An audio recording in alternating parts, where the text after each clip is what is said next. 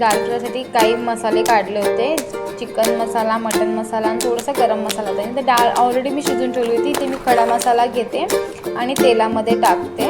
त्याला मला तेलामध्ये छानसा असा परतून घ्यायचा, आला मस्त असा तडतड उडेपर्यंत. त्याच्यानंतर मी 2 तेजपत्ते त्याच्यामध्ये टाकले. त्याच्यानंतर आपण ना सगळे कांदा परतून घ्यायचा, कांदा टाकून मस्त असं ब्राऊन होईपर्यंत परतायचं. त्याच्यानंतर टॅमॅटो, कोथिंबीर मी टाकली आणि परतून घेतलं छानसं. सगळं परतल्यावरती याच्यामध्ये आपण मसाले टाकून द्यायचे आणि ही जी शिजलेली डाळ होती ती त्याच्यामध्ये टाकायची. ती आपण त्याच्यामध्ये डाळ टाकून घेऊया. मस्त मी मसाले वगैरे टाकून ऑलरेडी डाळ म्हणजे मसाला छान परतलेला आणि शिजलेली डाळ आपण त्याच्यावरून टाकायची आणि मस्त डाळ मी त्याला टाकली आणि डाळ बघू शकता तुम्ही मस्त तडतड उकळत होती ती छानशी. उकळल्याच्या नंतर आपण इथे एका चमच्यामध्ये लसूण टाकायचं, तेलात मिरच्या टाकायच्या.